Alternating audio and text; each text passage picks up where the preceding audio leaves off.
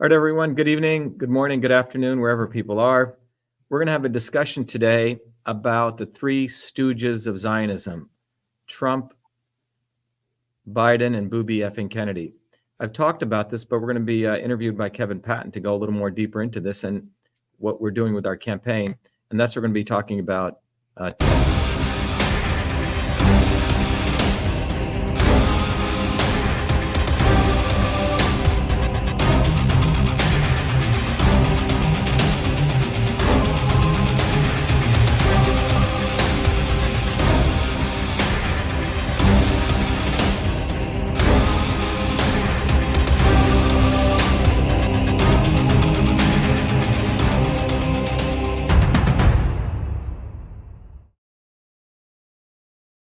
All right, everyone, this is Dr. Shiva. Today we're going to be having a discussion about the three stooges of Zionism: Biden, Trump, and Booby Kennedy. I would say that this election, I'm not a proponent of making everything a single issue, but 2024 is about a single issue. It's about Zionism. And I'm the only candidate who is running, who has voiced his views and his policies against Zionism, which is anti-American people. So let's go over, let me bring in Kevin, who's been watching our campaign from Arizona, and he's a writer, and he's going to do the interview here. Go ahead, Kevin. Yes, well, it's nice to talk to you, Dr. Shiva. So there I was here, I think 2 months ago, going into my gym in Mesa, Arizona, and I came across two very polite ladies who were tabling outside of my gym, and they were trying to collect signatures to get you onto the ballot. So my first question would be, how's your campaign going? Let me ask you, have you ever seen Biden or Trump or Booby effing Kennedy's people collecting signatures? I have not. I see a lot in Arizona. There's enough Trump supporters, but outside actually collecting signatures, I can't say that I have. Yeah, so our volunteers actually do work, Kevin. It's very, very important to understand that. But let me, I've been a serious student of politics and systems and medicine, all sorts of things for most of my life. To me, they're all interconnected. They come down to the nature of system science. But our campaign is unique because what it's doing is it's bringing a fundamental element to world politics that's never existed before. Mm-hmm. And that element is the fact that we understand the system dynamics of how the swarm, as I call them, if you watch my video, Shatter the Swarm, how the multiracial aristocracy of a distributed, decentralized group of people who work very closely together, have no interest in the 8 billion of us. And our movement educates people that you have the obvious establishment and the not so obvious establishment, that the three stooges I just mentioned, Trump, Biden. And it is very, very important to articulate vociferously and with great vitriol against these people. And that's what our movement is doing. That element in politics has not existed. Perhaps it's come in a little blips throughout human history, which is not just exposing the obvious establishment, the obvious fascists, but more importantly, the not so obvious establishment, the sheep in wolves' clothing. Sorry, the wolf in sheep's clothing, right? And because people do not uncompromisingly expose those elements, that is why the world continues to suffer.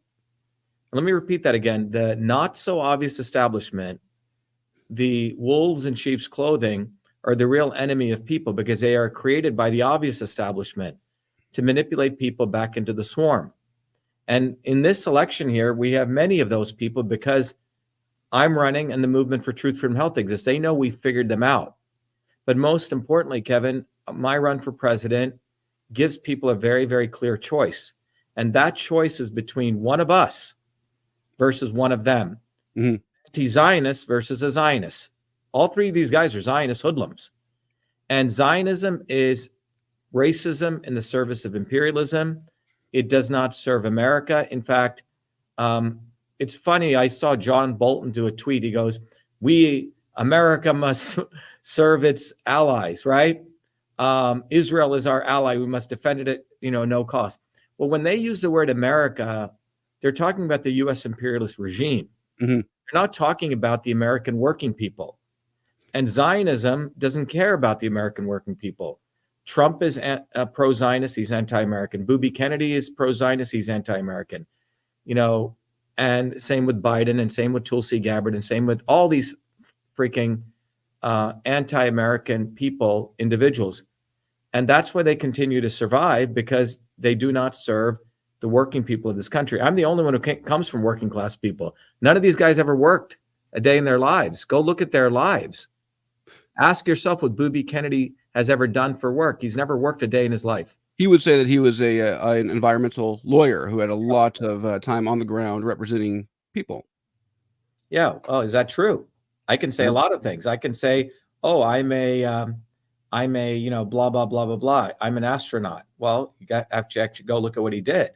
Mm-hmm. What he's actually done was he was a heroin addict who came from a organized crime family, and he was positioned, and this is what the Kennedys do. They're all about PR. He was repositioned because they need to always think the Kennedys are the ones who are going to run the world. He was repositioned as an environmental lawyer, as his quote unquote community service, but he actually took over an existing women's organization. Mm-hmm. Okay. Same thing wherever he goes. He knows nothing about medicine, nothing about, you know, the real dangers of vaccine. He was backed by a guy called Mark Blaxell, who comes from Big Pharma. One has to understand that the swarm creates these fake heroes, and it anoints them, and it shoves them down people's throat. And that is the purpose of Booby Kennedy. And you can look at specifically a couple of very, very important things. You know, we had a very, very good volunteer who worked with his organization, who left it after he realized all these contradictions. That is Children's Health Defense?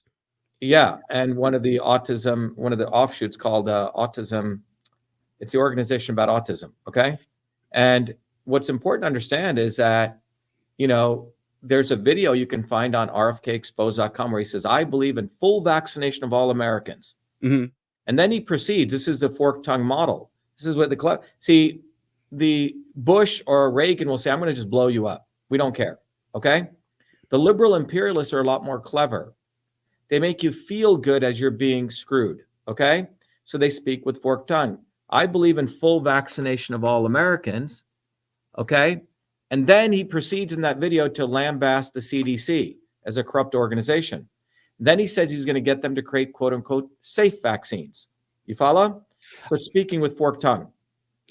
If I could ventriloquize RFK for a quick second, I think the problem with RFK is that he's trying to build bridges out of balsa wood, and he's trying to please everybody by saying, I'm for full vaccination. At the same time, though, Dr. Shiva, just to play devil's advocate, his children's health... No. That's not true, Kevin. That's not what he's trying to do. That's giving him a benefit of the doubt. Well, his Children's Health Defense has published a good many books that a lot of us in the vaccine critical movements have really appreciated. He's put out, but it's not about vaccines or not vaccines, Kevin. This is what you're missing. Mm-hmm. You know, when I came, you're looking at someone who's actually studied the immune system for 20 years. The reality is it's about resilience of the immune system. And what these people do is they create always a dialectic of every issue. The fundamental issue is that the American, let me show you this graph here. I don't know if you've seen it. Mm-hmm. And it's a very, very important graph to look at very carefully. Let me bring it up. But specifically, you can go read my other works on this scumbag, okay? Because this is not about devil's advocacy. This guy is part of the deep state, and that's what needs to be understood. Let me show you this, for example, all right? If you look right here, if you go to our website, when we launched our campaign, it's very, very important to take a systems view because it's very easy to get lost in these dialectics. I don't know if you've seen this flyer. You may have gotten it from our people. Did you see that? Have you seen this, Kevin? I scrolled through it on your website. Yeah. So if you look at this, what do you see in this flyer? This was put out by the way, Kaiser Permanente. This issue of the American health system going downward goes all the way back to the policies that were instituted in the 1960s and 70s. You see this curvature is going down? Yeah. And this is not because of the vaccine or not the vaccine. And as it says since the 1980s, the policies of the swarm have destroyed Americans' life expectancy. If you have a child today, your child is going to be living a shorter lifespan than you. The rest of the world will follow the same pattern. Every child on the planet is headed to a shorter lifespan than their parents. This is by design. What happens when we vote for the quote unquote, and by the way, Our slogan is declare your independence. Kennedy sends us people. He literally copies our stuff. Okay. We need a systems overhaul. Now, if you look at this graph, Kevin, and you go back to the history of this entire quote unquote vaccine, not vaccine, the 1962 Vaccination Act, you know who implemented that, right? Who signed off on that? I'm sorry, it was the 19, which law was that? Okay. The law that started all of this, the vaccine mandates. I'm unaware. From what I understand, the vaccine court was signed into law by Reagan in 1985. That's where Booby Kennedy's people manipulate people. You have to go look, nearly 24 years, 22 years before that. Sorry, 24 years. The 1962 Kennedy Vaccination Act. John Kennedy is the one who passed the 1962 Kennedy Vaccination Act. That act was based on a 1915 model of the immune system. And if you go look at 2019, 2020, we did probably about 50 educational videos on this. Children's Health Defense Fund has not done that. They're about pro-vax, anti-vax, pro-vax, anti-vax. Give me money, give me money. The fundamental issue is you have to look at the immune system. 30 years ago, if you looked at cancer research and you looked at immunology research and you looked at anti-aging research, typically all of these three research areas were done by, like if you went to all the conferences and you were an immunologist, Kevin, you'd go to the immunology conference or the cancer conference. Over the last 15 years, with the development of a field called systems immunology, they have one conference right now because they realize the immune system is the key to all of this. The immune system affects your health, every subsystem of your body. It's like the operating system. Now, in 1915, the notion of the immune system was based on this two-box model. You can go see some videos on this. I've done about 50 videos on this, and this really helped people during the pandemic. In March of 2020, I was the first guy to call out the pandemic. Kennedy, Trump, all were supporting lockdowns, and you can see that on their Twitter feeds. But why was I able to do that? Because as a scientist, as an engineer who studies the immune system, in 1915, they literally had just a two-box model of the immune system. And that two-box model was you have the adaptive immune system and the innate immune system.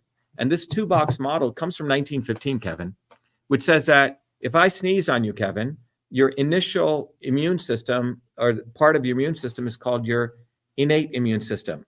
And it's like a bunch of Marines who just shoot everywhere. Okay. Neutrophils, all these different kinds of immune actors.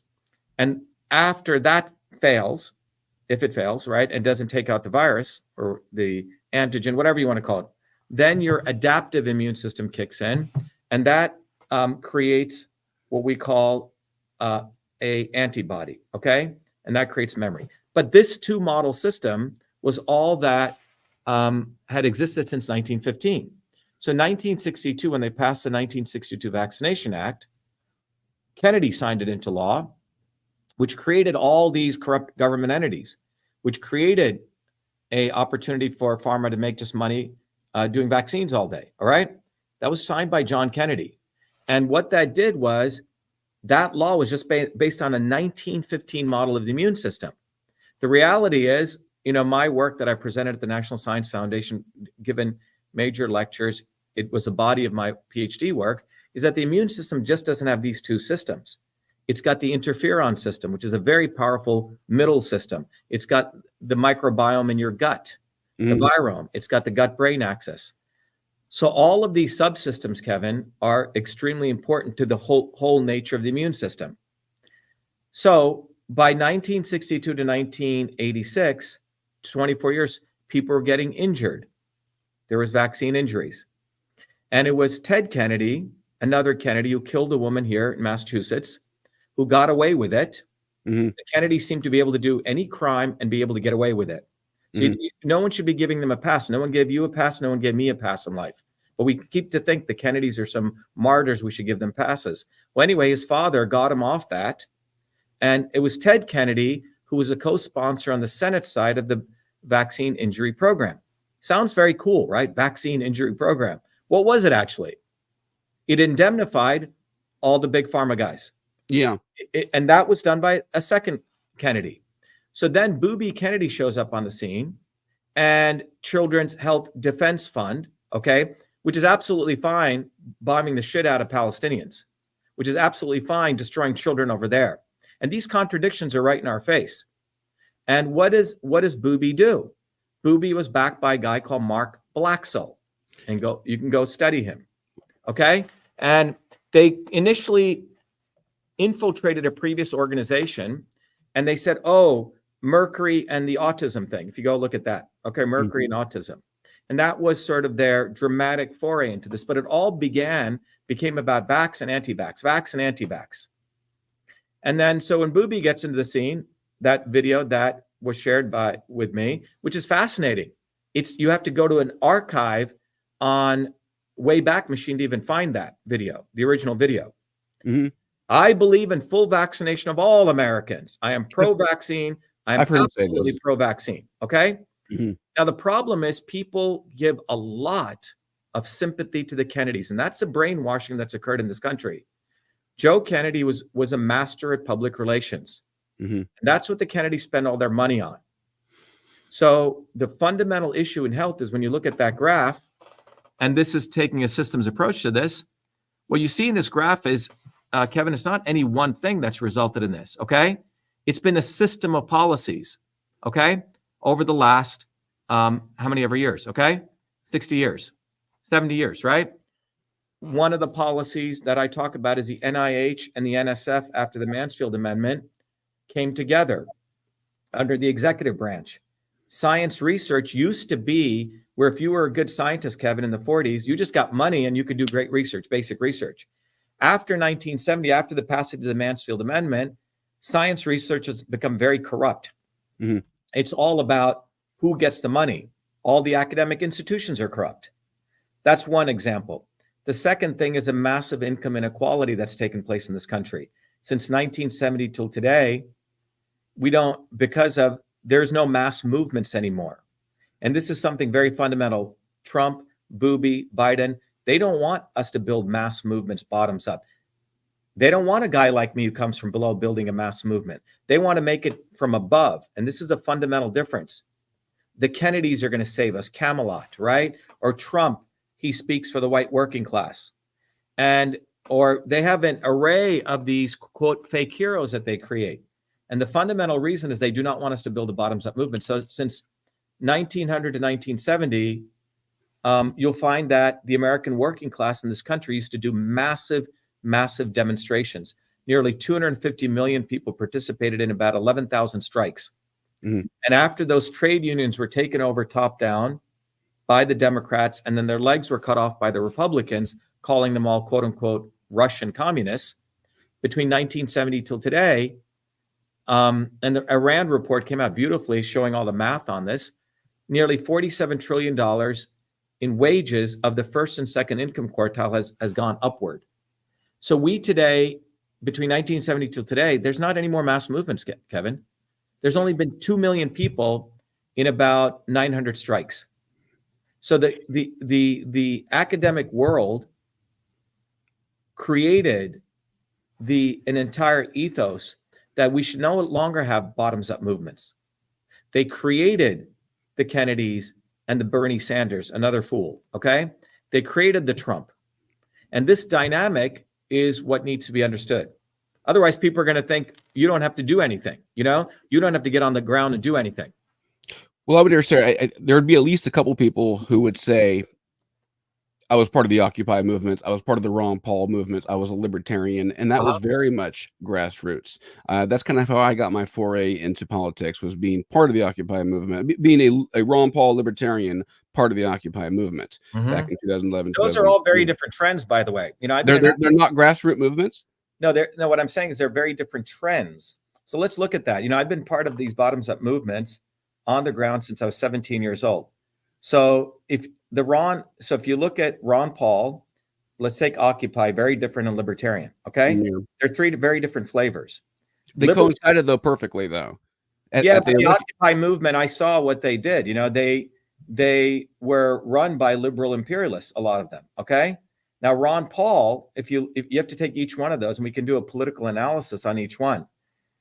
Libertarianism is fascinating. Okay, because libertarianism at a ground level, these movements are sort of inaccurate because they don't take a systems approach. The concept of systems theory, Kevin, really didn't come into being until the 1950s. What systems theory gives us is a foundational way to look at politics, and you can't blame these people. It's just their theoretical framework is based on a weak theory, okay? So libertarianism at a fundamental level still believes that somehow capitalism over time can be tamed. That's fundamentally where it comes from. It does not believe in the imperial nature of capitalism, that these systems undergo different types of transitions. It has sort of a gleeful view of capitalism. Well, not the early stages of capitalism, but more the advanced stages of imperialism, of monopoly capitalism, and the consolidation of power. So on the one hand, classical liberalism had some very nice ideas, but it still believed in this concept of a social contract, right? That government in some way should be loose, less government, and somehow we're going to sort of ameliorate all these contradictions between people who have who are able to exploit the system for their benefit and the other 8 billion people. But the reality is the libertarians, we've had a bunch of the libertarians involved in our movement. They're saying, wow, we're missing that huge piece of what's called a self-organizing system, and understanding those systems concepts, which I put in System and Revolution. So these fundamental theoretical frameworks have been missing in politics, and that's the major contribution that I've made since starting in 2012, really looking at theory. Without theory, there's not going to be any significant change. Now, Ron Paul came from more of the constitutional perspective, and he got screwed, okay? It was, we have many, many people. I would say about 50% of our movement is former Ron Paul people. But the element that they were missing, again, was the system science. You say? So you can't blame these people. It's like you can't, in fact, blame some of the great revolutionary leaders. They were heading in the right direction, but they didn't have the right, they frankly didn't have the science. The science had not evolved, right? You can't blame people who were trying to build airplanes until Bernoulli's principle came. You can't say, well, they made all these mistakes. Yeah, they did, but they were still heading in that direction, you say? But it was until Bernoulli's principle came, we weren't able to really build airplanes. And what I've uncovered is these fundamental engineering systems principles that can be applied to anything, but particularly to politics. So when we have the slogan, truth, freedom, and health, this is not a slogan. So in general systems theory, you find out that there are three phenomenon. One is called the movement of information, matter, and energy, Kevin, and that's the phenomenon called transport. Freedom must exist in a society. It's fundamental. It's about moving information, matter, and energy, right? Me being able to communicate with you without strictures by the government and so on. So the US framers got that right. The second part is freedom allows us to have open dialogue if it's done well, and then we can do science, which is truth is really a process. In engineering science, we call it the conversion process, taking a bunch of things, putting it through a process, and you get something. So truth comes out of the scientific method, but you're not going to have truth without freedom, right? Because if you're only constraining the discussion to this much, you're never going to find out, well, let's just focus on vax and anti-vax. Let's not talk about the much bigger stuff about the immune system. And then the vessel which contains transport and conversion is a structural piece, which is health. So what I've uncovered, because of the background I came from, to me, it's not growing up in a Kennedy family or a Trump family. This is theory. I don't have the luxury of speaking in diplomatic terms, right? Because I grew up among people who had nothing about in a caste system. So liberal white elites can talk about theory, okay? So when you look at Ron Paul, Ron Paul basically, he didn't have the balls to extract himself out of this system. When you're trying to change stuff within the system out, it has limitations. You have to fully get off the plantation. And maybe it's because of the background I come from, I'm willing to walk off the plantation. Now you take the Occupy movement, which, we had, when I was at MIT and, was going on here. But the Occupy movement was heavily infiltrated by the Bernie Sanders foolish crowd, okay? That liberal imperialist way of thinking. Fundamentally, all of these movements, in some form or the other, have been either the wings of the Republican or Democratic Party, albeit the fringe wings. They're not willing to fully break. They're not willing to get off the plantation. And the reason they're not willing to get off the plantation is because they do not have the strength of the theoretical framework. So that's where, you know, you can, I mean, don't take this the wrong way, you know, please don't. But your questions about Kennedy reflect that concern, that serious problem in theory, because you understand what I'm saying? He is part of the, as swarm as you can get. The guy, when October 7th said, we must, you know, we support Israel all the way. I'm well aware that he comes from a long line here of you know, of a political dynasty that is very much entrenched inside of the system itself. Organized crime family. And I don't doubt that at all. I mean, I'm not saying that that's wrong. All I was saying was that everybody is a Pied Piper. Everybody out there is a Pied Piper. There's something of a recoil. I mean, like that's not true. But that's not true what you said. Malcolm X was not a Pied Piper. I'm not a Pied Piper. You see, the problem is what's happened throughout history is real people from bottoms up have been absolutely suppressed. And I would have felt that with Ron Paul, though. I thought Ron Paul was very suppressed. I think Ron Paul should come and study a little bit of system science. Okay, he endorsed Kennedy. There you go. I don't think he endorsed Kennedy. Did he? Yes, he did. Go look at one of his tweets. Did he say a positive word about him, or did he endorse him? I mean, it's an endorsement. He knows we exist. Yeah. Right. Well, to be fair, I wasn't quite sure that you existed here until recently. Yeah. Well, you can go look about it. We've had about 500 million video views. Okay. Across all of our videos. My video on vitamin D3 probably got about 200 million views. So there's an active effort to suppress us and shadow ban us. You know, I was the one who exposed a backdoor portal into Twitter in 2020. Long before Twitter files, long before Glenn Greenwald. And it's fascinating for me because women podcasters will interview me, but white men podcasters won't. White liberal men, okay? And it's fascinating to observe that. And it's an interesting phenomenon because the nature, you know, Cynthia McKinney, I don't know if you know who she is. Congress, she just, you know, gave us a big endorsement. She goes, the fact, I don't know if you saw the tweet. It's a very interesting tweet. I just got it. I'd ask you about Twitter. I don't spend too much time on Twitter anymore. Yeah. Twitter is still the you know, unfortunately, Twitter is I mean, I know that you spend quite a bit of time on Twitter. I saw a montage on your presidential video showing a good deal of these influencers. Kind of change course here a little bit. Some of these big name talking heads now. David Icke, I overheard David Icke here. David Icke calls them the MAM, the mainstream alternative media. And you see a lot of these huge influencers that are just, they're given so much publicity.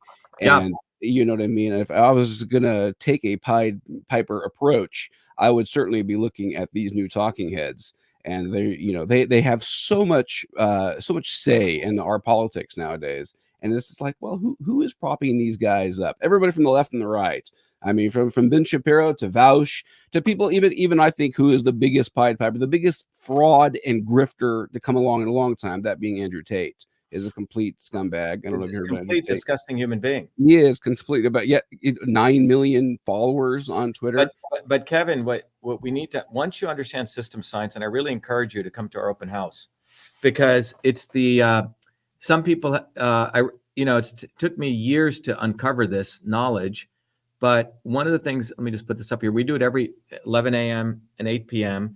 It's a 24-hour day for me, literally, on Thursdays.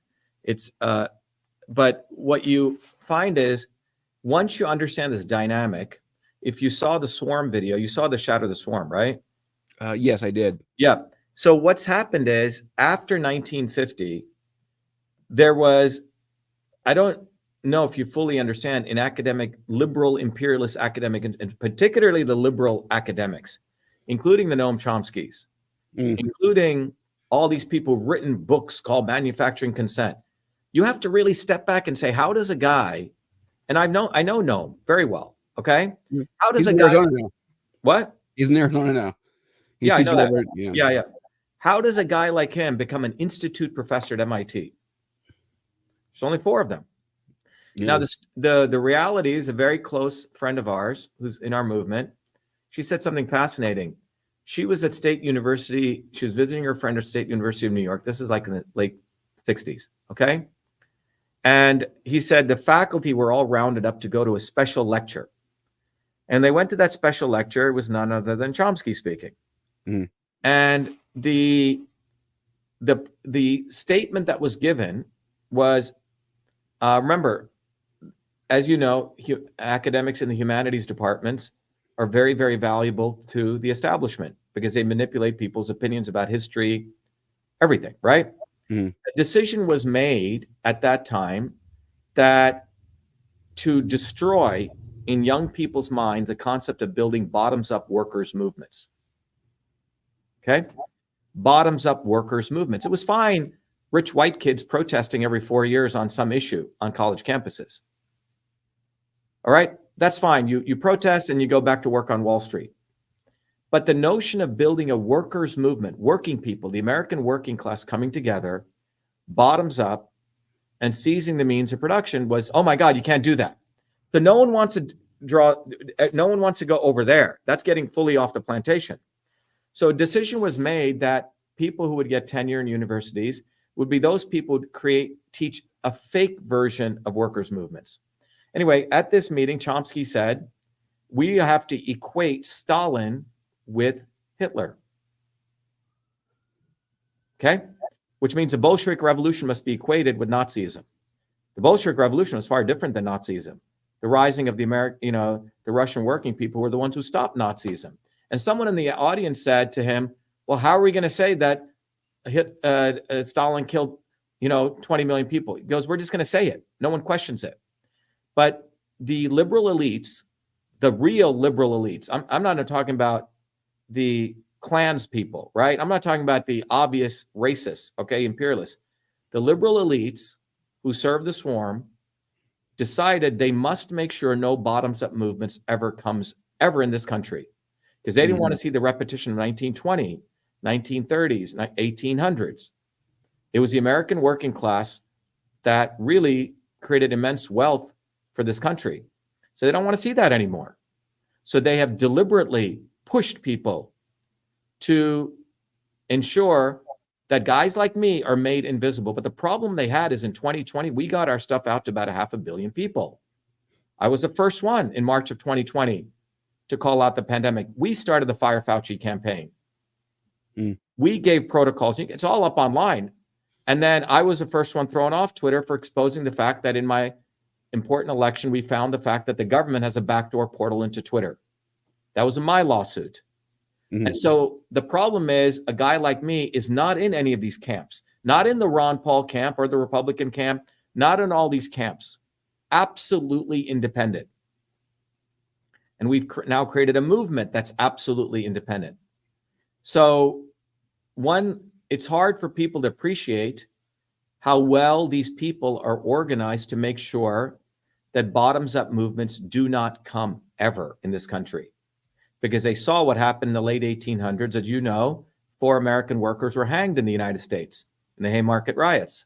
And up until the early 1900s, it was women who led these very powerful movements. These weren't communist movements being run out of China. They were bottoms-up American working class movements. And that's who all of these people want to make sure never, ever occurs again. Ever. Offline, I'll share with you emails from Booby fucking Kennedy sharing with this other friend how he is going to play the role of the not so obvious establishment. He knows what he's doing. Yes. So you got to get your head out of your ass, man. I'm not saying to you, everyone in general. They have to stop making, because this is a matter of life and death for working people in this country. We can get back. And so this is very serious for me. So when I call him Booby fucking Kennedy or Zionist cocksucker, I'm doing that because my voice represents a voice of everyday working people. These people's voices represents a way to manipulate you. Well, Booby said that, but he said that, and he said that. And do you understand how clever that they're doing that? That is being done. So you don't get off your butt. I don't mean you in broadly to say, I got to go build a bottoms-up movement. I got to mobilize working people. I got to support people like Dr. Shiva who comes from one of us. Well, I am not me. I am now giving public speeches out in the Capitol courtyard right now. I'm you might not like my method here, but I am going to vote for NOTA. If you're not on the ballots, I will be starting a campaign to invalidate the vote. It is a protest vote. I That's think good. it'd be the That's year good. for it. But Yeah. I'm into building movements because I'm not that organized myself. I well, can barely get myself together. You know? yeah. What I'm saying is, if you study, and I think you'll enjoy this. I'm not sure what your background is, but if you study the nature of systems, Mhm. The fundamental. I mean, we understood, how this works, right? You drop this, okay, G times M1 times M2 over R squared, the force of gravity, right? That took us hundreds of years to thousands of years to figure that out. Then we understood electromagnetism, right? Which was the work of Maxwell and Faraday. So that's how we created this, okay? But where is the science to understand how do you fundamentally build movements? Where's that science? Is there a science? And I've uncovered those fundamental scientific principles. And this is I hope you share some stuff with me. What's that? I hope you'll share some information with me via email. Yeah. But people need to, every recurrent 4 years, Kevin, they sucker people into one wing of the establishment. The fringe wings are created by the establishment. Look, when in 1984, I don't know how old you are. How old are you, Kevin? I'm 75 years old, man. I'll be running for president myself here pretty soon. Now, how old are you? I'm 38. All right. So I'm 60. All right. So I got 22 years on you. So in 1984, there was a guy called Jesse Jackson. I don't know if you know him. I know him. Okay. So Jesse Jackson was created by the swarm, just like Booby Kennedy, just like Trump was. And what was his job? Well, people were, right, this is early 80s. A lot of students are young people are feeling very, very disenfranchised, right? By the establishment. You had Reagan running against a guy called Walter Mondale, two establishment candidates. So here you have this broad mass of youth, sound very similar to Bernie Sanders' time, very, very disenfranchised. So the swarm promotes this supposed radical called Jesse Jackson. And he runs a thing called the Rainbow Movement, not the LBGT rainbow, a different rainbow movement, okay? And he gets a lot of young people thinking, oh, wow, he's radical, okay? And he's anti-establishment. So anyway, and this was when I was 16 or 17. I hadn't figured out all this dynamics, okay? So Jackson's job was to corral all these people, anti-war activists, people, anarchists, anti-establishment, everyone you can imagine, okay? And he claimed he was building a movement. But at the last minute, what does he do on the floor of the Democratic Convention? He says, well, there may be differences between, me and Walter Mondale, but we must all come together. So he takes all these people and literally you could see it. It was live on TV. He corrals everyone. He gives a sorry ass speech on the floor of the Democratic Convention and corrals everyone into the arms of Walter Mondale. Okay. So if you want to visualize it from a systems dynamic standpoint, you have the head of the establishment. They have their shoulders, in this case, the obvious establishment of the Republican Party and the obvious establishment of the Democrat Party. But this bird cannot fly, Kevin, without the wings. Right. The flap its wings. So they have the fringe elements. The right had the Tea Party at that time, which was emerging. Okay. The left had the Rainbow Movement. They had Bernie Sanders. Okay. And these people have to wave their wings, just squawk enough to every 4 years to corral people back into the establishment. They're fully not off the plantation. I feel you. You see what I'm saying? So this is a dynamic. So on the left and the right, they have 100 Booby Kennedys. On the right, they have 100 Donald Trumps in training. Vivek the Snake, another scumbag. Okay. Tulsi Gabbard. I mean, she fools a lot of people. Oh my God, Tulsi's anti-war. Well, she was all out for us invading Iraq. She was all out for bombing Gaza. So these people are created by the swarm. They're intelligence agents. Tucker Carlson, an intelligent asset. So what happens, so the dynamic, I'm saying, once you understand the engineering here, you will recognize that every time that they have the obvious establishment, they need the not so obvious. They go hand in hand. So right now, to your point, the old school media establishment has been exposed, right? People see them for what they are, Fox and CNN. So the swarm, in its infinite intelligence, says, oh shit, we need to create a new establishment. Joe Rogan, fucker Carlson, Sadhguru, right? Alex Jones, you go down the list, right? Yeah. But at the same time, Kevin, in the moment they create the new they must create the not so obvious establishment, which is the Candace Owens they create, as though she and Ben Shapiro are on different sides suddenly. Okay? She is still promoted. She still gets all the views. If you are truly against the establishment, they will put you in a digital cage like they've done to me. I have 500,000 followers 540,000 followers on Facebook. They haven't grown in 2 years. This is why I'm filing another major lawsuit against CISA, Mark Zuckerberg, Elon Musk. I'm the one who discovered the backdoor portal.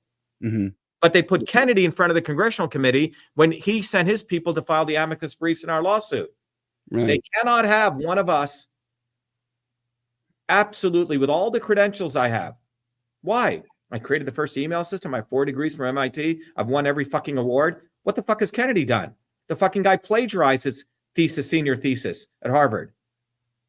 Guy's a fucking fool. He openly tells you personal integrity must not equal private integrity. He says that. I mean, public integrity. What, if I could get a question here real fast here. What do you think about the fact that there are a number of these new talking heads, as I call them, who are now, to go back to our subject here, who are now somewhat critical of Israel and talking about the Palestinian cause? You saw Tucker Carlson's recent interview. I think it was with a pastor, or it was someone over in Israel talking about their treatment of Christians, and that clip, of course, that's a very popular clip. I mean, Tucker Carlson's lost some viewers here recently, they say, but he did give an interview with someone who was talking about Christian mistreatment. Let me ask you before I do that. I want you to think about it. I give you the answer. Why do we put so much emphasis on this fucking fool fucker Carlson? Well, that's not. I'm just using him. No. But let me explain to you. And I did I've done many videos exposing this guy. Any idiot now tells the truth, because that's how they get views and clicks. But you cannot forget the 2 other elements of truth telling, Kevin. Otherwise, it's just being a grifter. One of the elements is, when did you tell the truth? When? And the third element is, are you telling the truth to mobilize a bottoms-up movement? These are 2 very critical things. So let's review a couple of things here. When did you tell the truth? Do you know the CIA is very clever at telling the truth? They have a whole process called the limited hangout. Have you heard that term? I have. Okay. So what they do is, first thing is when an independent journalist, an independent agent like myself, exposes in bare view, like we did this. Okay? We exposed this in bare view in 2020. This is in the most historic lawsuit in the world, where we expose how this woman, part of the government, used this entire infrastructure to silence me on Twitter. All right? Aya Dure versus Twitter. When we expose that in bare view in federal court, that the government has a backdoor portal into Twitter. When did we do that? October of 2020. And you can go to winbackfreedom.com. What did fucker Carlson do? I have his personal email address. I met him. What did he do? He concealed it. He concealed it for 2 years. Really? Glenn Greenwald concealed it for 2 years. You have to understand, the intelligence agencies in this country are very clever. They create intelligent assets because after the Nixon administration, you can go listen to it on the Nixon tapes with Haldeman, they created a technique called a limited hangout. That's where it comes out. When you catch some red-handed, like we did in federal court, they say, shit, this is being discovered by Dr. Shiva Ayyadur. He's an independent. We don't want to give him any limelight because he's going to become the hero of the world. So what they do is they conceal the truth. They concealed it. The problem was we got out that truth to about 500 million people because I did video after video after video. And then when they threw me off Twitter of exposing that, that's when I was off Twitter for 2 years. I was just recently put back on. So I was in the center of all this. And it was Elon Musk who they brought in, another not so obvious establishment. To, Elon is fighting for free speech. Are you fucking serious? Where government ends and Elon Musk begins, nobody knows. Yeah. It's right in front of you. Yeah. But people are maybe smoking too much weed, or they don't understand the reality of these people, that the swarm controls these people. So when the truth comes out, they suppress it. And that's what fucker Carlson did. And then in December of 2022, a guy called Lee Fang from The Intercept steals my stuff and releases a little piece of it in DHS leaks. That was all my stuff. Okay, thinking he was going to win a Pulitzer for that. And fucker Carlson, you can go to Win Back Freedom. He goes, wow. He goes, how come this truth was ignored? You ignored it. And you can see the emails to Tucker Carlson, everything. It's all fully exposed. And it's in our new lawsuit. He's an intelligence agent.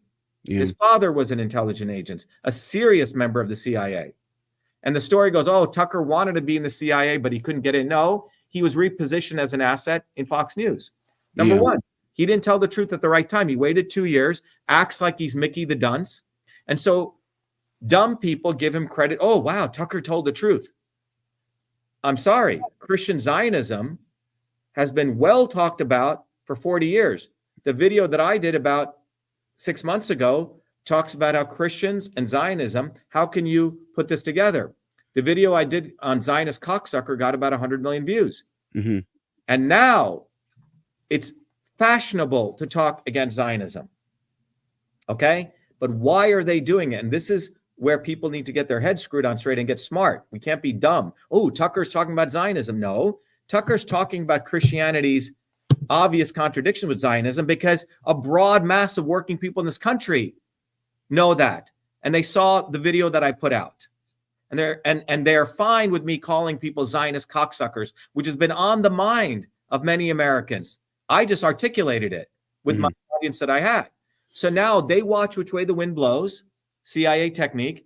Then they say, oh my God, is this horrible? And when is he telling you this, Kevin? After Gaza's been vaporized. Not on October 7th. Right. When? This is a CIA technique. So then after you see the devastation and you hear the truth, you know what happens to people's brains? Second CIA technique called learned helplessness. People say, wow, that's so amazing. The government controls the entire social media companies. What to do? You know, like Indians say, what to do? What can we do? Right. Like, you're like, what to do? Right? Yeah. Like, I should just marry way. But they weren't there. Where was fucking Kennedy was promoting lockdowns in March of 2020? I came out against lockdowns. We took our bus. We collected 120,000 signatures. And we told Trump, do not shut down this country. Right? It's all there. I was the main guy speaking about this. And this is why we have so much credibility, so much trust. I told the truth at the right time to mobilize people. They tell the truth after the fucking buildings burned down, like Fire Marshal Bob, you know, in Living Color. That's who these people are. It is and this is where working people need to get smart. This is the real difference. Those people in power are very intelligent, man. They will literally steal word for word. Kennedy sends his goons to our Zoom session, steals word for word, and next day does a video, word for word. Damn. He's a fucker. Yeah. Go look at Maureen Callahan's article on him. Have you read that? I've read a number of articles. I'm not sure if I recall that one. Read Maureen's article. She talks about Booby was banging 20, 30 women while he's married. I didn't hear about that. And kept a diary of it, a detailed diary of rating them. His wife finds this diary and hangs herself. Yeah, second wife. So, right? Yeah. And the story goes from one of his friends that he was fine with that. But when the funeral takes place, he hires Ken Sunshine. Do you know who he is? Ken Sunshine is one of the #1 PR guys in the world. And they take beautiful photos. I mean, you know how hard it is to even take a selfie of yourself, you know? Yeah. They hire beautiful photographs of him praying over her coffin as though he really cared about this woman. Beautiful photographs. You know, they're about to bury his wife on the Kennedy plot. The next day, they exhume her body, Kevin. He has it exhumed. Yeah. And buried in an unmarked grave. Yeah. I heard that. That's disturbing. It's more than disturbing. He's a fucking scumbag. Yeah. And I can go on and on and on and on. Okay? He believes in this climate change nonsense. He was saying that the lockdowns were good because they were going to stop the spread of COVID. That's in March of 2020. I saw that tweet. Right. What did I say? Compare that to him. Compare that to all these guys, Biden, Trump, and all these guys were promoting this. So you have to look at when someone tells the truth. Yeah, fucker Carlson is talking about Nord Stream, right? Or what happened, like a year later. Yeah. He's a fucker. That's why I call him fucker Carlson. He knows what he's doing. I'll tell you about the election fraud stuff. I mean, I can keep going on and on because I was in the center of all this. Not only an eyewitness, but the protagonist in this. Okay. Well, if you wanted to, sorry, if you wanted to, I was going to ask a question. I'm just saying that the neo-establishment doesn't know what to do because our movement exists, because we're hitting them. Typically what happens, you have the obvious establishment and the not so obvious establishment. The not so obvious establishment attacks the obvious establishment. And people are like, oh, wow, Bernie's attacking them. Wow, isn't that cool? Jesse's doing that. Ooh, Booby Kennedy. Ooh, Trump. And that's how they keep the masses contained. But our movement didn't exist. Had it existed 40 years ago, these guys would be over. But we are exposing this dynamic, man. You get what I'm saying? We're exposing the dynamic. And we're educating people on that dynamic. That's very dangerous. If I were them, I would also shadow ban me. Because you're going at the root of the evil. It's like reading, I mean, you're a writer. If you read Shakespeare, right? Shakespeare spent most of his life exposing the hypocrisy. You read Hamlet. The character Polonius is a real interesting character. To thy own self be true. When the guy was a bullshitter all his life, he's telling Laertes, his son, to thy own self be true, when he's the biggest lying character. And that's what these great writers, these great philosophers were trying to educate us on. It is your actions, your deeds, and when you fucking did them. When? When did you talk about Christian Zionism? Oh, now you're talking about it because you want to get clicks. Fucker Carlson, in the middle of November, we have all of his text messages that came out in federal court. Oh, there is no election fraud. Ha, ha, ha. There is no election fraud. The elections run beautifully well. And then as he saw the MAGA people watching my videos that I did on Michigan, on Arizona, proving how they flip votes with the machines.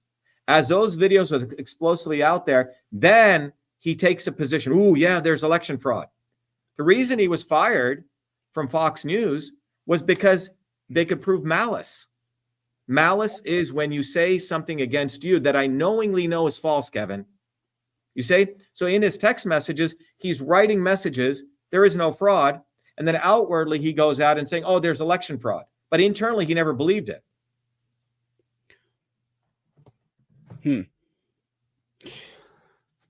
So what was my question? I was going to ask you here, I've learned quite a bit talking about Pied Pipers and people who are pushed by the establishment. I've learned quite a bit by reading Norman Finkelstein's book on Gaza. It came out in 2018.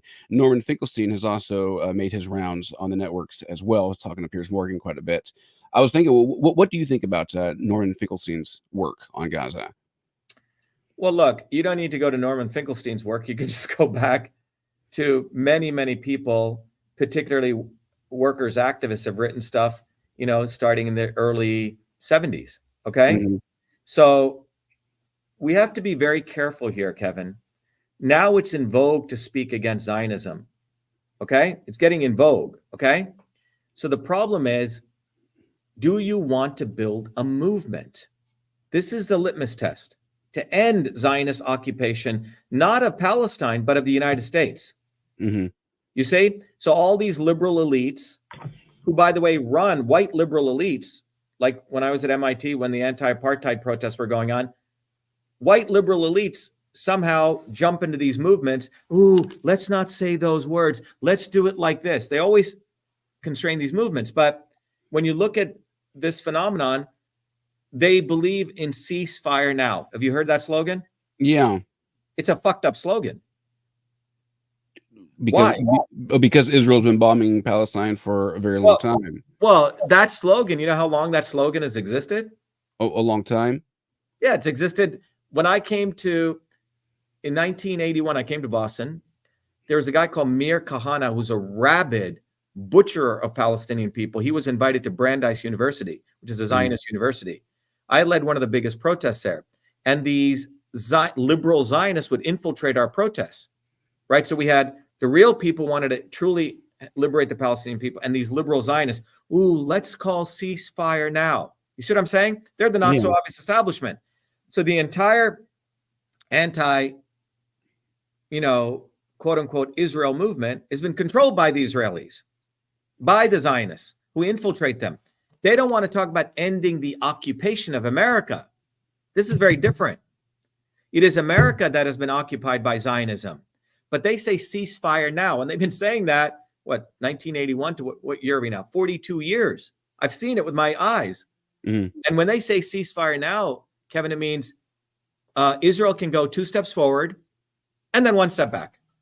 Ceasefire now. The operative word is now. You can then go beating up the shit out of Gaza tomorrow. But right now, and many of these people, liberal imperialism goes like this. Oh, I'm a Jewish Zionist. This is so horrible what Netanyahu is doing. It's come out to the outside world. Ooh, I feel bad. If it was hidden, if it was never exposed, they wouldn't say anything. But when it comes into bare view, this is liberal imperialism. They just want you to fuck over the masses in a different way. If you do it undercover and it doesn't come out, that's okay. But when it comes out into bare view and they're fully exposed, they then act like they're bleeding heart individuals caring for these people. If you truly cared for the people of Palestine and Gaza, you would intersect that, what's going on there, right to on the American soil, which is Zionism. Zionism occupies every aspect of U.S. infrastructure and policy, everything. All the media, the intelligence agencies, the government. Everything. But what I'm saying is, do you understand this very important but distinct difference between where our movement comes from and where they're coming from? In the apartheid movement in 1981, 1982, I don't know if you remember, in that period, universities. What's that? Just before my time. Yeah, but universities had billions of dollars invested in racist South Africa. Yeah. Okay. So in 1982, there was a broad movement across the United States saying, we must end apartheid. Okay. I mean, 2% of the people ruling over 98% of people. Disgraceful. Okay. And it was compelled by the fact that in South Africa, working people were rising up bottoms up. There was a broad workers movement among the miners. Okay. So, and there, by the way, there were many trends in those workers movements. And this is something people need to understand. There's not only one trend. There was many trends. U.S. universities have endowments, as you know. Universities collect money from donors. Harvard had, I think MIT had about a $40 billion endowment. And those endowments have to grow in value, right? So president of a university is judged how much they grew the endowment. Oh, when you came in as president with 40 billion, I brought it to 50 billion. Well, how do they grow the endowments? They invest. They have hedge fund managers who do that. Okay. So universities were investing quite a bit of money in South Africa, in their mines, diamond mines, all that kind of stuff, right? So students who had some sense of fairness and justice were against these. And so these anti-apartheid protests launch. Well, again, there were 3 trends. Well, most people, the pro-apartheid students, oh, we're helping the blacks, right? We're giving them money, right? Like Booby Kennedy, quote unquote, said, the Palestinian people are the most pampered people on the planet because we're helping them. He said that, quote unquote. You want to hear it? Go type in pampered people, okay? Bobby Kennedy? Yeah, he said the Palestinian people are the most pampered people on the planet. It's a scumbag. Anyway, so you had one wing of the establishment, which would say that. The other wing were, these hippie kids who came from very wealthy families. They said, no to apartheid. We have to end the divestment. Now, interesting enough, Kevin, I don't know if you've been to Cambridge, MIT's here. Within yards of MIT is one of the poorest neighborhoods, in Roxbury, in Dorchester. You can take a train ride there, okay? None of these white liberal kids would ever go there. But they were all into talking about blacks being mistreated 10,000 miles away. Okay? Now, me, coming from the background I did, a low caste Indian, growing up in Patterson and Newark, and my friends were poor blacks, poor whites, and poor Hispanics. We said, this is fucked up. So our movement said, you know what? That's fine. You want to talk about apartheid in South Africa. Why don't we talk about apartheid right here in the food service center? Okay?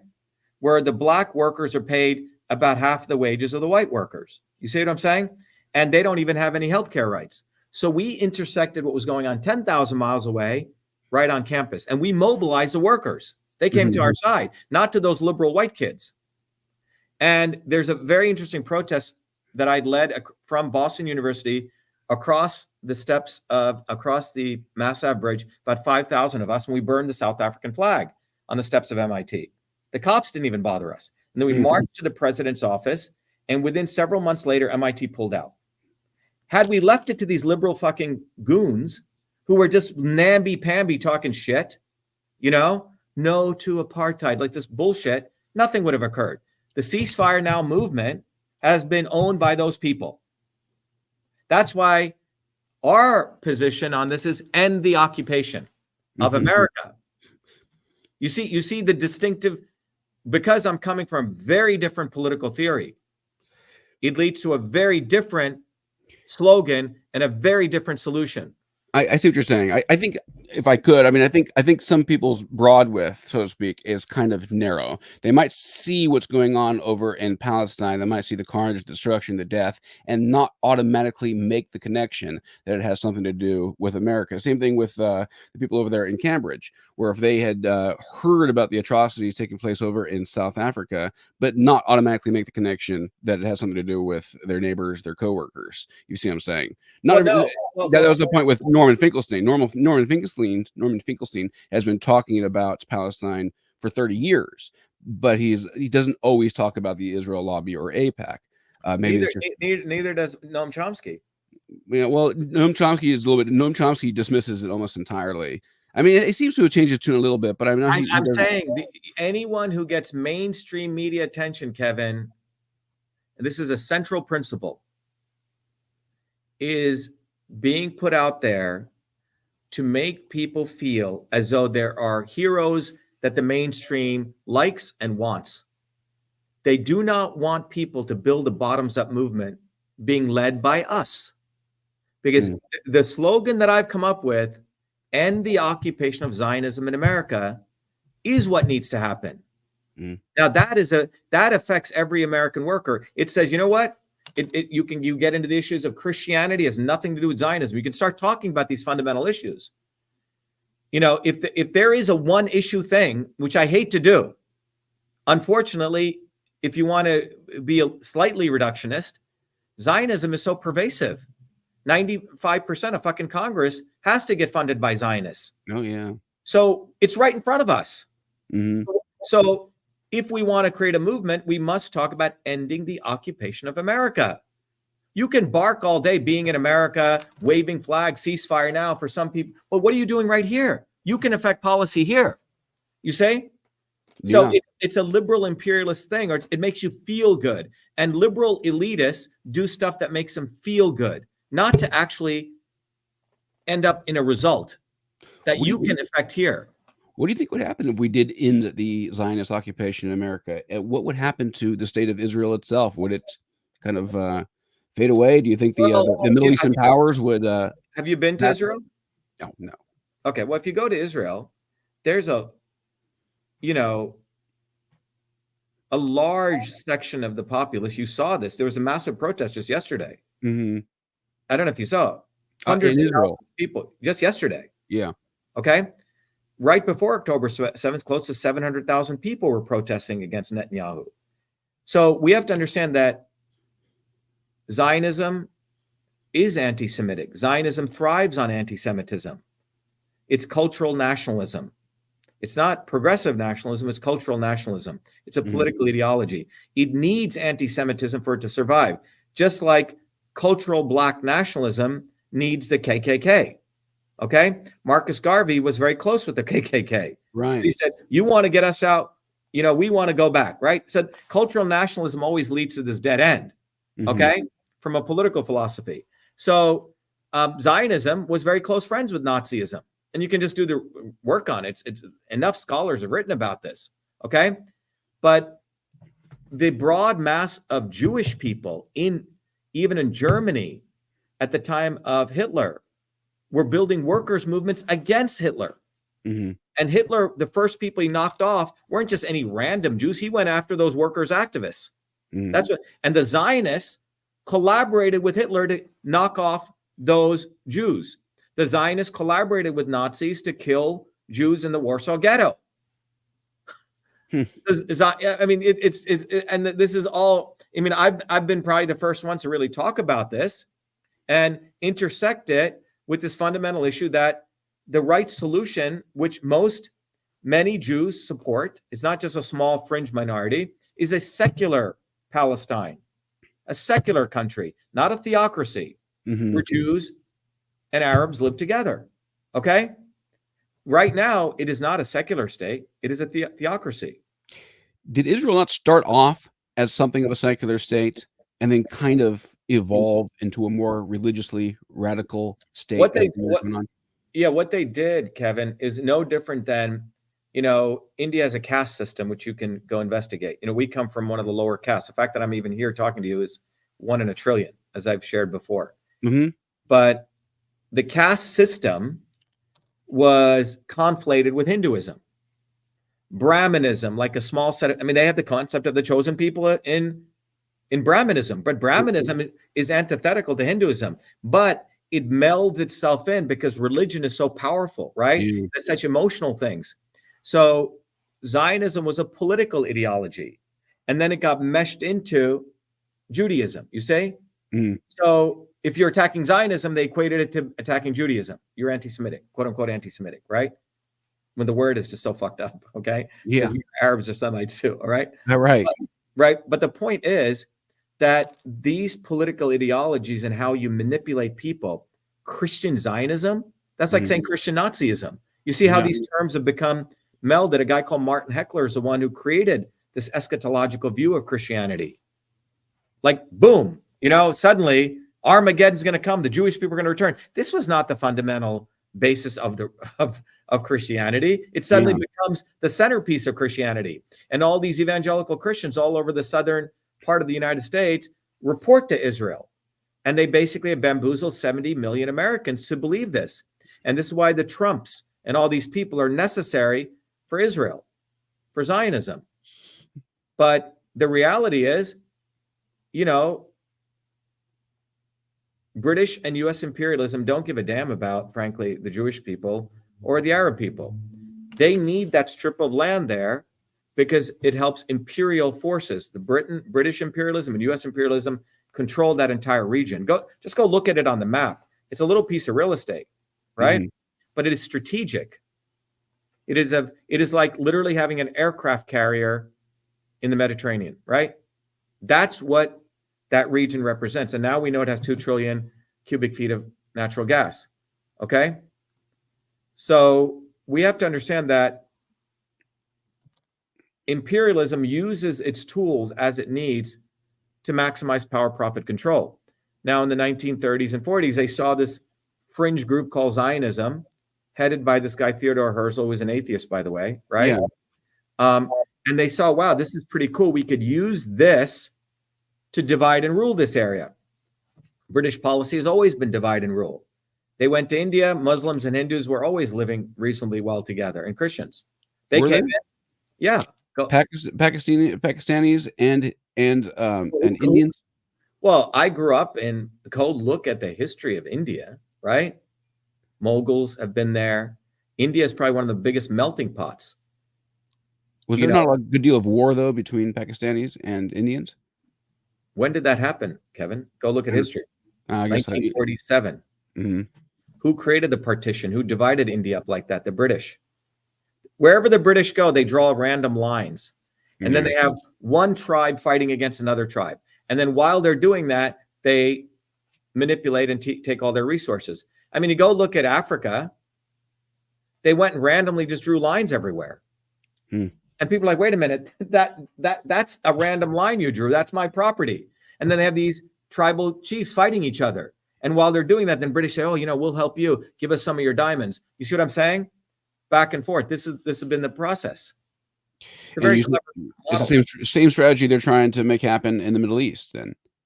Well, if you look at the Middle East is fascinating because the majority of young people and the broad mass of people, forget even Israel, if you go to Egypt, if you go to Turkey, if you go to Lebanon, all these people, or even Iran, they hate their leaders.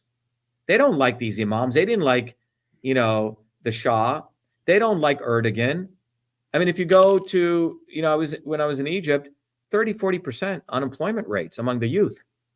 The US actually, and NATO and Israel has made deals, Saudi Arabia, all these people are supported. So you have to ask yourself, forget America, forget Israel. I mean, if these people united, they could liberate Palestine overnight. Why haven't they done that? The so-called Muslims who care about their Muslim brothers, I would argue that they've stabbed their own Muslim brothers in the back. Yeah. There are brothers in the back. Because because we're not talking broadly about Muslim as one broad, we're forgetting the class issues. This is about a small set of people, whether they're Muslim, whether they're Hindu, whether they're, Zionist. There's a strata of people who profit by power, profit, control. So you have really wealthy Muslims who are Zionists. There are really wealthy Hindus who are Zionists. Wealthy Christians are Zionists. And then you have the broad mass of people who actually are against these principles of Zionism or Brahmanism. So if it was left up to the people in these countries, all of these leaders would be overthrown by now. So the only reason I would argue that Iran even did this attack on Israel was within Iran, within these Middle East countries. Go look at the millions of people showing up in Turkey. Erdogan is a scumbag. He's always stabbed the Palestinians in the back. To the extent he speaks rhetoric of, oh yeah, our Palestinian brothers, he's doing that, Kevin, because he doesn't want to be overthrown. So they're keeping these boiling pots, under simmer right now. Despots seem to have learned a lesson here in the last 100 years, though, that if they don't want to be overthrown, they need to try to placate their population and at least have a good living for them. Placate them, or either it's placate them or buy time. You see, and that's what they're really doing. You see, but again, the change is not going to come top down. It's going to have to be a movement bottoms up. Let me just play a quick video for people, and then we'll come back, because I just want to, I'd like to play this one video where we teach people why people should get involved in our movement for truth, freedom, health. Before I go to that, one of the simple things we tell Kevin people to do with all the censorship that our campaign endures, we tell people to go get one of these bumper stickers, either Shatter the Swarm, people can get globally, or they can get one of these other simple bumper stickers called, Dr. Shiva for President. The reason these are really cool is because it's very cheap. You put it on the back of your car. 100,000 people see this. A very good friend of mine who ran for politics locally said 100,000 people per day will see one of these. So people should go to shivaforpresident.com and get one of these bumper stickers. That's the first thing that I want everyone to do who support what we're doing. The second thing is, we have our movement for truth, freedom, health. So that's like the immediate thing people can do and help us get on the ballot, because we're getting on the ballot in every state. We got enough signatures in Idaho and Iowa. Booby Kennedy couldn't even get 1,000 signatures in Idaho. We did it in the rain and snow. Yeah, so we had to go do a backroom deal with the Secretary of State to give him more time until August. It's disgraceful because no one told us. We were out in the rain and snow collecting signatures when he went and got an extension. Couldn't get 1,000 signatures. He takes $20 million and he goes and gets signature vendors to do this. And we expose him. He suddenly found some black woman to collect signatures from, acting like she's collecting signatures, but he gets signature vendors, okay? Professionals to collect signatures. That's not a bottoms up movement, Kevin. So let me just play this video. But I want everyone to recognize that the long game here is you have to get involved and understand this dynamics. There is a science to shattering the storm. And if you don't, people are going to, hate to say it, follow Ron Paul one day or the Occupy movement or libertarianism, but they're not going to understand the actual dynamics so they can stand up on their own 2 feet and be able to really be critical of what's going on and build these movements. So we have allowed our country to be taken over from within, and the end goal is you will have a homogenized world where we will become slaves, because there is a condition among the elites that really thinks they're better than you, deep down inside them, that you don't deserve the freedoms you have. They don't. This reality is what people need to wake up to. And we need to all unite working people. There's only one movement that can do that. And that is the movement that we started creating here in Massachusetts, the movement for truth, freedom, and health. Look, I've been a student of politics since I was a 4-year-old kid, studying revolutionary movements, left wing, right wing. There's a physics, there's a nuclear science to destroying the establishment. To build a bridge, you need to understand Newton's equation. You need to understand the laws of gravity. You need to understand Poisson's ratio. There is a way to build a revolution. And that's why I put this together. My goal is to train an army of truth, freedom, and health leaders. We don't need followers like social media. We need leaders, but they need training because the educational system does not teach them history, nothing. So in 3 hours, that's what I've started doing. That's the solution. We got to train people. First, with understanding what a system is, the dynamics of all systems that affect nature. The second is understanding the interconnection between truth, freedom, and health. Freedom is the ability to move freely, communicate freely, talk freely. Without freedom, you cannot convert ideas, hypothesis into truth, which is science. And without freedom, you can't really get to truth. And without truth, you make up fake problems and fake solutions, which means you destroy our health. And without health, which is the infrastructure of us and our body, you can't fight for freedom. Truth, freedom, health. Third concept is it has to be bottoms up. Working people, people who work uniting. And what the right wing has done is whenever you say working people unite, that must be communist. Meanwhile, they've let the Democrats run unions, which suppress workers, completely corrupt. But when you look at the arc of American history, it's been when working people came up. We need to go local. Every solution I'm coming up with as a part of this movement, we're giving the science, which is the truth, and then we tell people what they can do on the ground. Like with election fraud, you don't need to wait for some lawyer. Our goal is to train people to go local, to go local, to go local, fight locally. Forget lawyers, forget politicians, forget celebrities. You've got to learn politics, and there is a science to it. They lock us down, we should be ready to shut them down. And the fourth part of this principle is the not so obvious establishment. So when you look at a system, there's always something that disturbs you from getting to your goal. Well, the biggest disturbance is the not so obvious establishment, which are those people who claim they're for you, on the left and the right. The Al Sharptons who tell black people I'm for you. The Tucker Carlsons. Do you think any true anti-establishment person will ever be on Fox or CNN? I don't think so. They both mislead working people back into the establishment. Without this solid understanding of political physics and theory, you're screwed. You're going to follow on the left wing, Bernie Sanders. Oh, he said something. Or Robert Kennedy. Scumbags. Or you're going to follow some right-wing talk show host. They're not going to lead us to liberation. It's us. We're building a bottoms-up movement, and that political physics, it's a nuclear science of change. Bottoms up. We have to organize to understand that there is people who talk a good game and then look at what they actually do, left and right. I'm sorry, Sean Hannity may say some good things, but I don't see the urgency in his voice to get something done. And it can only come when you weaponize yourself with the right knowledge. You need to be able to identify a rat. You know, Christ didn't go after the Romans, right? It was the Pharisees and the Sadducees who screwed him up. His own quote-unquote people.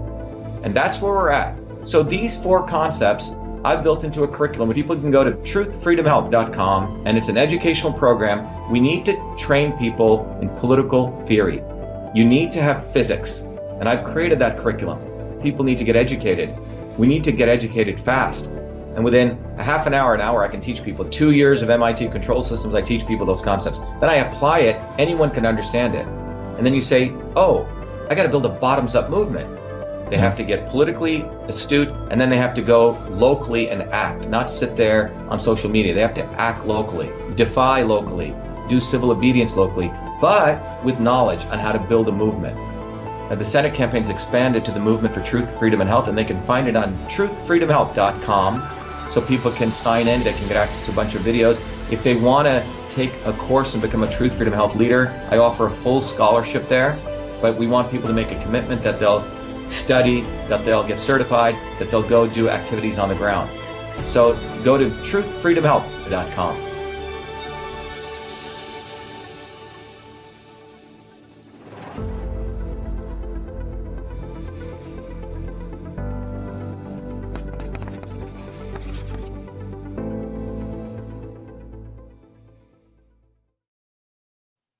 Anyway, that gives a background, Kevin, because there's not going to be any movement without a foundational understanding of this, you say?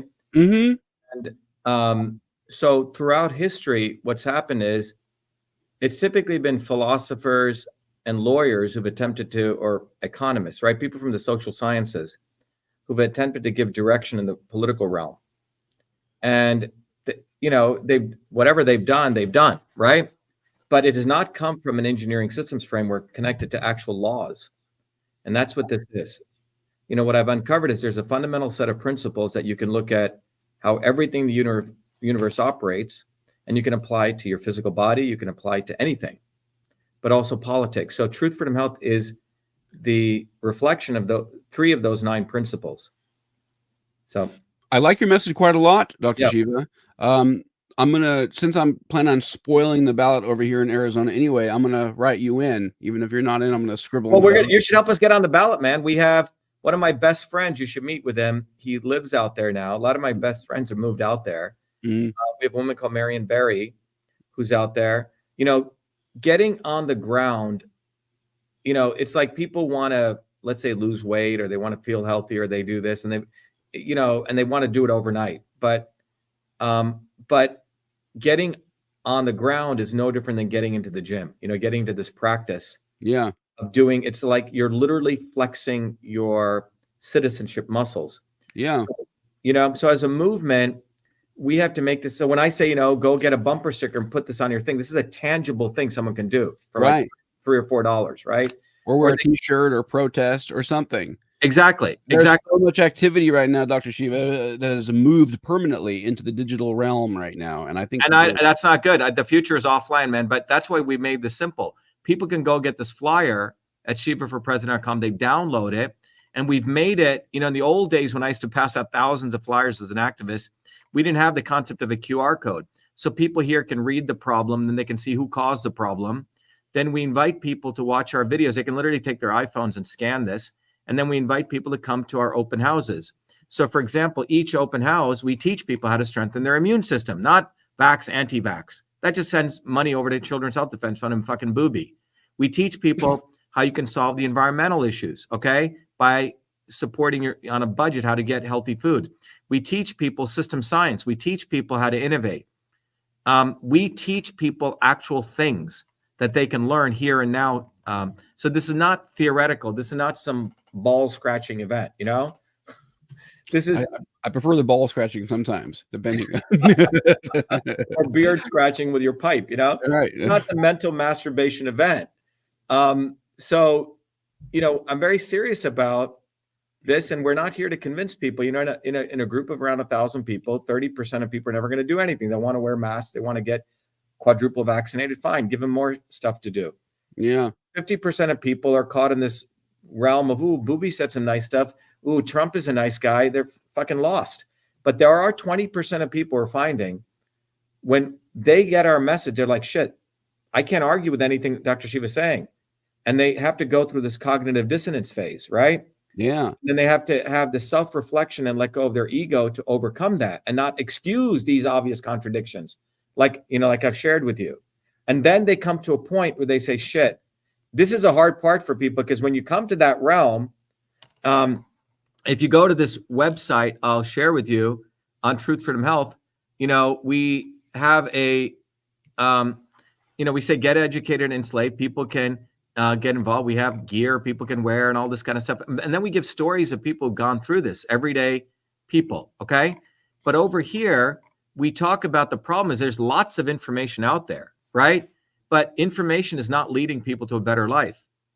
More people are unhealthy. More people feel depressed. More people feel like they want to overthrow their governments, right? And the reason is information is put through the lens of ignorance, which leads to illusion, confusion. Then people are willing to compromise. Ooh, you know, let me go to the left or the right, or complacent or desperate.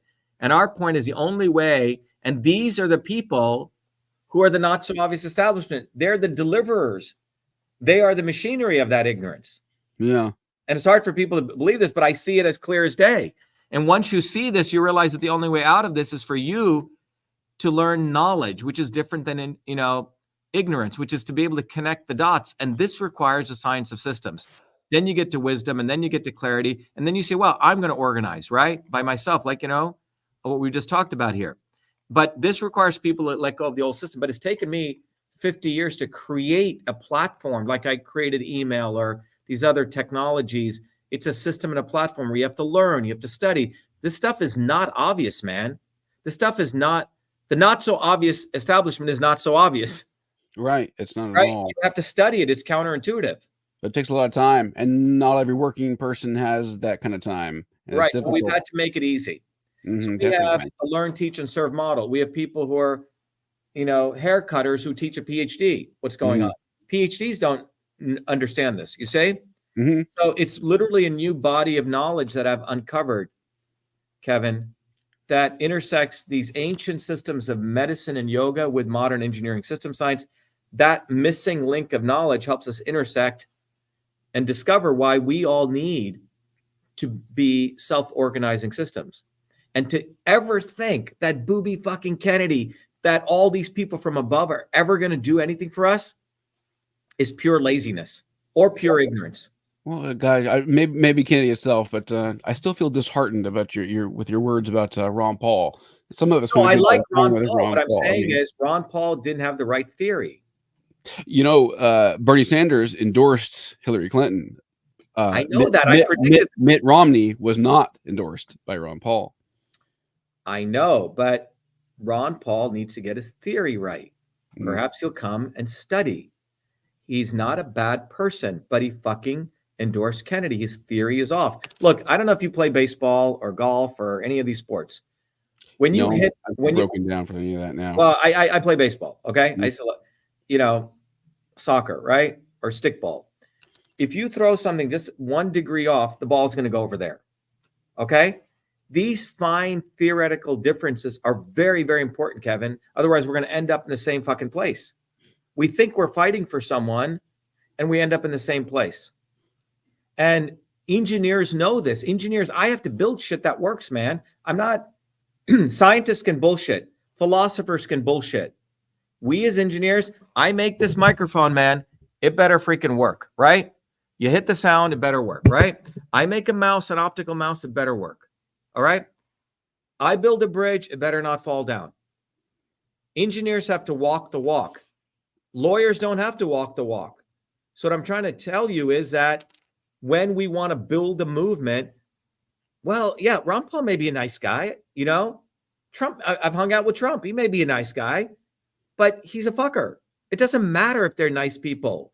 The issue is, do they understand theory? You could have a nice carpenter, but if he doesn't know certain things and he doesn't know structural physics of how much weight a beam can load, your house is going to fall apart. Okay? So I'm saying that we have to have that level of objectivity in this. And I've created and understood through 50 years a framework that helps us get there. Now, some people say, oh, yeah, I'm going to go back over here. But once you understand this, you will not get fooled again. You will have this critical eye. And I have to do the dirty fucking job, Kevin. I had to expose Trump in 2020. Lost 20% of our audience. We had to expose fucking Kennedy. Lost another 20%. People are like, oh, why don't you work with Kennedy and Trump? You guys would all work together. No, they're part. It's like I'm off the fucking plantation. They're still serving the master. It's like a fundamental, irreconcilable difference. You say? So this is where people need to get to. And because our movement exists, people are getting. Some people are 2 years away. Some people, it's just a matter of fucking time. Because the viscosity of our movement and the viscosity of what I'm talking about is so sticky that people get it. When they get it, no matter how much they try to run from it, they can't. Well, people are certainly more dissatisfied than ever with the two-party system. So if there's an optimal time in which to take advantage of it, I mean, it would be now. Yeah, and what we're saying is, it's not just a two-party system. The swarm is trying to think, oh, we're going to push this fool Kennedy.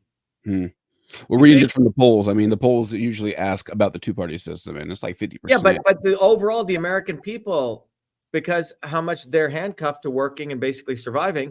I mean, 60% of the people in Massachusetts are independents, 10% are Republicans, 30% are Democrats, but the majority of people actually want truth, freedom, health. They want to break from all these fuckers. In Massachusetts, 5.7 million working, people who can vote. Only 2 million even bother voting. Yeah, I know. And out of that 2 million, 60% are independents. So, but that is because a movement like ours has not existed, right? This is why if I get in front of everyone, Kevin, people say, where the fuck has this guy been? So they must conceal me. Well, don't cuss quite so much, Dr. Shiva. I mean, I know you're very passionate about what you're saying. Well, I'm going to tell you, you should cuss a lot. Learn how to cuss. Come to New Jersey. We'll teach you how to cuss. Okay. I cuss often enough. I try to be. Well, cuss at the right people. It's the right cuss word for the right person at the right time. Okay. Very important you do that. It's a medicine. I feel like we're wrapping up here, Dr. Shiva. Yeah. All right, Kevin. It was good speaking with you. Great question, man. I really enjoyed talking to you quite a lot. But please get involved, man. Get off your butt and talk to Marion Barry. We're going to have her call you, but go help us get some signatures, because every ballot that we get on, Kevin, is like stabbing the swarm right through their heart. Okay. And that's what we need to do.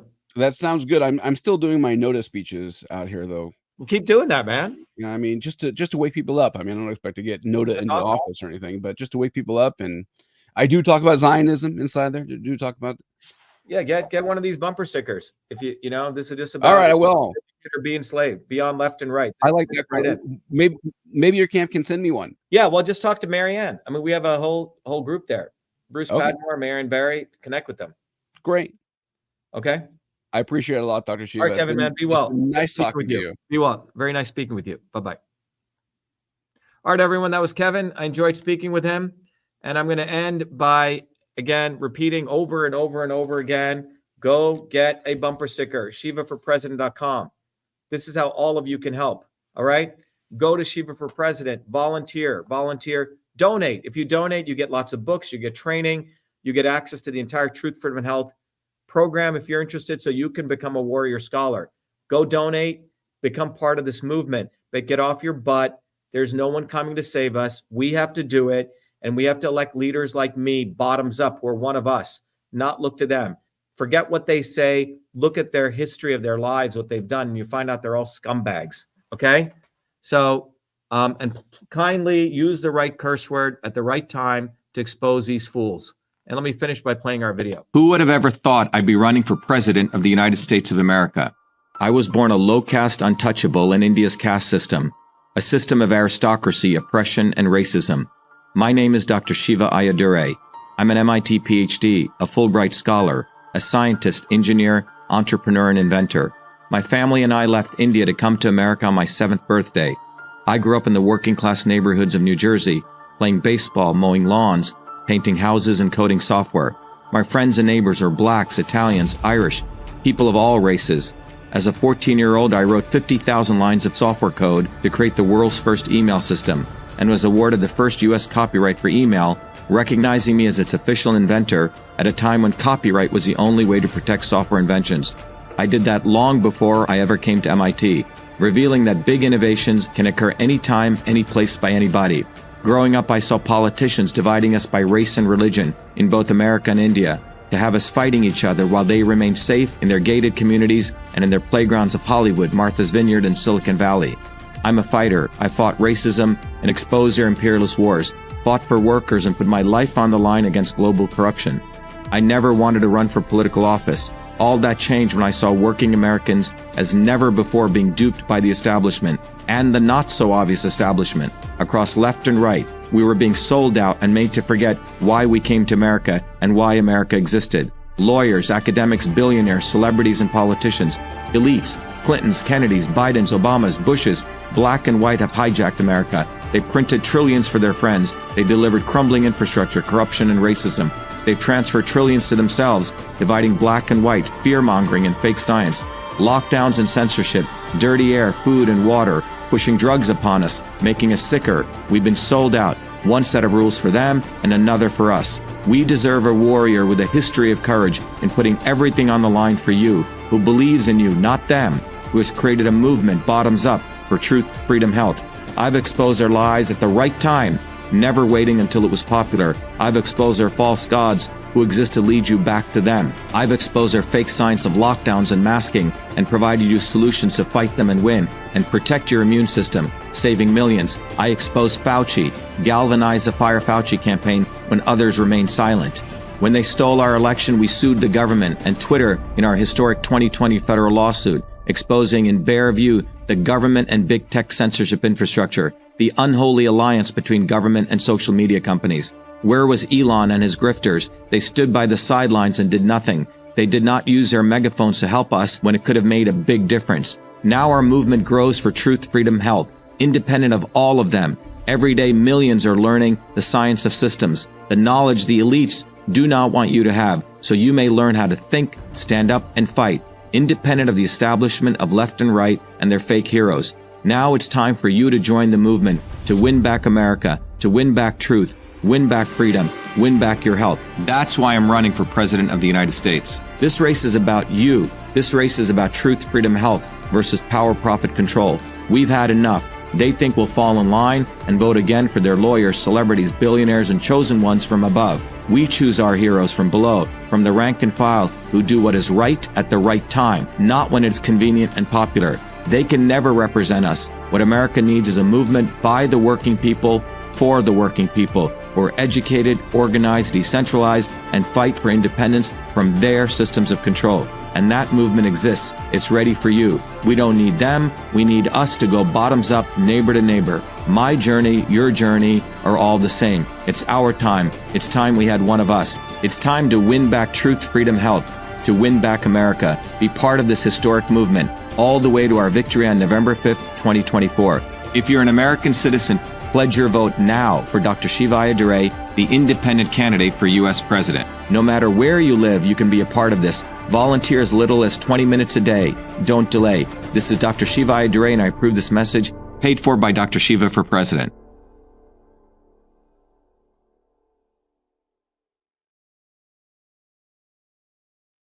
All right, everyone, come to our open house right here every Thursdays at 11 a.m. or 8 p.m. Go to vashiva.com/orientation. Then we do our town hall.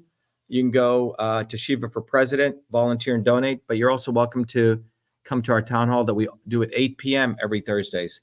shivaforpresident.com/town hall. So get involved, get involved, get involved. You have no other excuse. If you made it this far, you'll meet some amazing people. Be well, be the light. We need to build a bottoms-up movement. Go to shivaforpresident.com and volunteer.